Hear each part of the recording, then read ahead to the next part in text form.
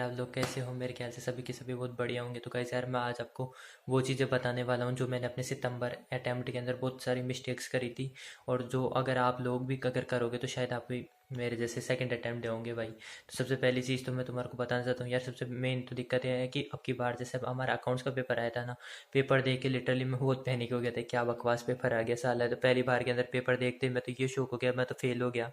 यानी मेरे को ये रियलाइज़ करा दिया पहली बार के अंदर, 15 मिनट के अंदर जो पेपर देते हैं ना उसके अंदर ये रियलाइज़ करा दिया तुम्हारी कुछ औकात नहीं, तुम कुछ भी नहीं पढ़ के आए। यानी मेरे यहाँ से पूरा तब पूरा प्रेशर लगाना, पूरा दिमाग ख़राब हो गया कि क्या पेपर दे दिया इन लोगों ने मेरे को।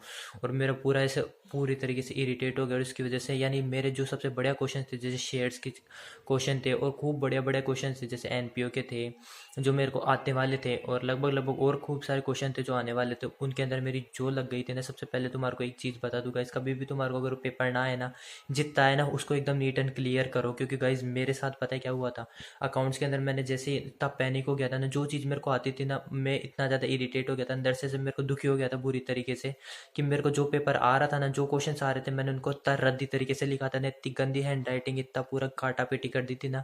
वो एग्जामिनर जब चेक आउट होकर आई ना तो मेरे को लग रहा था कि मेरे 50-60 नंबर तो आएंगे। जब रिजल्ट देखा ना मैंने, मेरे 39 थे, मैं फेल हो चुका था उसके अंदर। तो गाइज यार मैं तुम्हारे को पहले बता दूं, अगर तुम्हारे को कभी कुछ नहीं आया ना पेपर के अंदर, तो तुम्हारे को पैनिक नहीं होना है भाई, बिल्कुल पैनिक मत हो जाना। क्योंकि अगर तुम्हारा एक बार गलती से पैनिक हो गए तो तुम्हारा 100% पेपर पूरी की स्टेज होएगी। और सेकंड पेपर था मेरा गाइस यार, अपना सेकंड पेपर होता है लो का। तो गाइस लो के अंदर तो पता है क्या था, लो के अंदर है ना, मैं लिटरली तुम्हारे को बताऊँ, मैं केवल तीन या चार चैप्टर पढ़ के गया था। जैसे एलएलपी पढ़ के गया था, फर्स्ट चैप्टर मैंने बिल्कुल नहीं पढ़ा था। इंडियन पार्टनरशिप एक्ट और कंपनी एक्ट में बस इतना ये तीन ही पढ़ के जा पाया था, और इसके अलावा मैंने कुछ भी नहीं पढ़ा था। सेल्स गुड मेरे को सबसे फेवरेट चैप्टर था, लेकिन ना टाइम की ना किल्लत की वजह से मैं पूरी तरीके से नहीं पढ़ के आ पाया था। मैं रोने, यानी मेरा ऐसे मूड थोड़ा ऐसे ख़राब सा अपसेट सा हो गया था कि ना मैं यार सेल्स गुड एक्ट जैसे चैप्टर को छोड़ के जा रहा हूँ।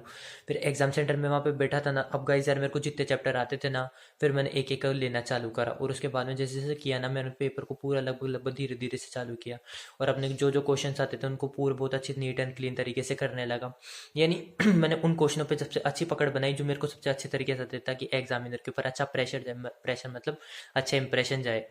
तो गाइस धीरे धीरे करा, फिर मैं सेल्स गुड वाले क्वेश्चन पे आया। अब मैं सोच रहा था आते ही तो है नहीं, तो उसमें मैंने कुछ भी प्रोविजन लगा दिया आधो में, तो यानी थोड़े बहुत लगाए। मेरे को आधे दो सेल्स गुड्स के आते थे जो मेरे रटे हुए थे, तो मैं लगभग लगभग लगा दिया। वो क्वेश्चन देख के मैं खुश हो गया था, और आधे थोड़े बहुत कॉन्ट्रैक्ट के थे जो एक दो थे, वो उनको लगा दिया था। क्योंकि मेरे 2-3 साल यानी महीने पहले, 4-5 महीने पहले ना उसकी एडजस्टमेंट मैम ने बताई थी, तो वो लगभग लगभग वो लगा दिया, तुक्के लगा दिया, थोड़ा बहुत इधर उधर करके कुछ ना कुछ तरोड़ मरोड़ के मैंने पेपर करके आया था गाइस। और लिटरली तुम ये कि नहीं मानोगे, मेरे पता है कितने मार्क्स का पेपर कर गया था, ओनली 60 मार्क्स का मैंने पेपर किया था लो के अंदर। मेरे सारे 270-80-90 तक बच्चों ने किया है, 95 नंबर तक का बच्चों ने किया है।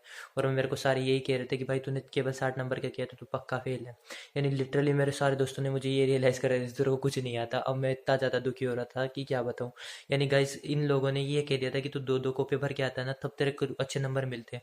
अब मैं तो ये देखा यार, मैंने 40-60 नंबर का ही किया है, और अब तो मैं तो पक्का फेल हूँ। जब रिजल्ट आया ना गाइस, जो जो दो दो कॉपियाँ के लिए कह रहे थे ना, उन सबकी आयुष्य ने लगा दी बजा दी अच्छी तरीके से। 25 नंबर, 15 नंबर, 20 नंबर, किसी को सबको फेल कर दिया, सबको ऑल टोटल किसी को नहीं छोड़ा भाई, किसी को नहीं छोड़ा। और गाइस तुम्हारे भाई अकेला है उसको पास हो गया था, डॉट 40 नंबर आए थे। मैं इतना बुरा हंसा ना उन लोगों के ऊपर, उतना बुरा हंसा। मैं बोले तुम तो दो दो कॉपी भर के आए थे, तुम्हारा कुछ हासिल नहीं हो गया।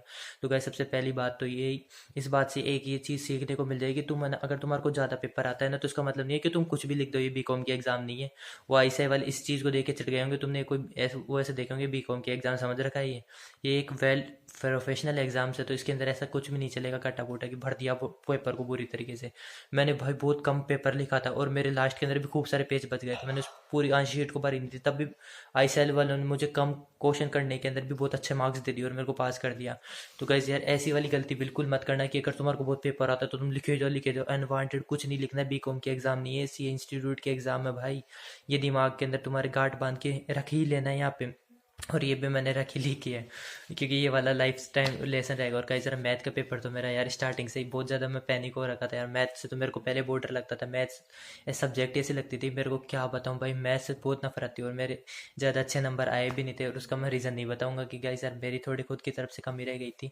अब की बार उसको मैं थोड़ा अपग्रेडेशन करने की कोशिश करूँगा, धीरे धीरे हर क्वेश्चन निकालूंगा, क्योंकि मैंने बहुत क्वेश्चन कम निकाले ही नहीं थे यार। मैथ्स को मैंने भाव ही नहीं दिया, तो मैथ ने मुझे भी भाव नहीं दिया। और रही बात इकोनॉमिक्स की, इकोनॉमिक्स के अंदर मैंने थोड़ा ठीक ठाक पढ़ा था। तो गाइस यार आप लोगों को भी यही करना है कि ये ना आप आराम से पढ़ो, लेकिन इकोनॉमिक्स के अंदर आपको इतना ज़्यादा देने की ज़रूरत नहीं। वन शॉट देख लो, थोड़े क्वेश्चन सोल्व कर लो। इकोनॉमिक्स में आपके नंबर अच्छे खासे आ जाएंगे। जिसके पास सब्जेक्ट इकोनॉमिक्स नहीं थी उसको थोड़ा पढ़ने की जरूरत पड़ेगी, बाकी तो यार कोई टेंशन की बात नहीं। इकोनॉमिक्स तो ईजी पड़ती है, सब्जेक्ट सब बच्चे कर लेते हैं। और गाइज एक चीज़ याद रखना, लेकिन गाइज इसमें पता है मेरे लॉ के पेपर में एक दिक्कत हुई थी। यानी 5 क्वेश्चन थे, 5 क्वेश्चन के अंदर से कम आपको 4 क्वेश्चन कंपलसरी यानी करने ही रहते हैं। एक क्वेश्चन छोड़ सकते हो जैसे आप, तो वो एडिशनल के अंदर रहता है। अब गाइज पता है वहाँ पे क्या है, मैंने लास्ट का पूरा एक पूरा का पूरा अलग से ही था लास्ट का, मैंने उस क्वेश्चन को पूरा छोड़ दिया था। मैंने ऐसे देखे कि अब मैं 4 क्वेश्चन करूँगा आराम से बढ़िया तरीके से। मैंने 4 क्वेश्चन में से एक क्वेश्चन को छोड़ दिया था। और फिर बाद के अंदर जब मेरे को रियलाइज़ हुआ ना कि मैंने 2 क्वेश्चन छोड़ दिए थे, यानी गाइस मैंने केवल 3 क्वेश्चन करे थे 5 में से, केवल 3 क्वेश्चन करके आया था मैं।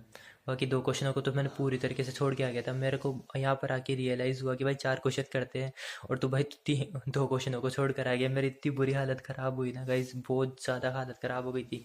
यानी जो क्वेश्चन आता था ना वो कई बार अपने को ऐसा रहता है कि अपन ये क्वेश्चन लास्ट में करेंगे, तो लास्ट की वजह से ही मेरी हालत ये हो गई थी। तो गाइस ऐसी गलती बिल्कुल मत करना, मैं आपको बता दूँ ये चीज़ गाइस कभी भी मत करना गलती, क्योंकि एक बार अगर आपने ये गलती करी तो फिर आपको नेक्स्ट अटेम्प्ट देना पड़ेगा 3 महीने बाद में। तो आप लोग अच्छी तरह समझ गए हो मेरे ख्याल से। Bye bye guys.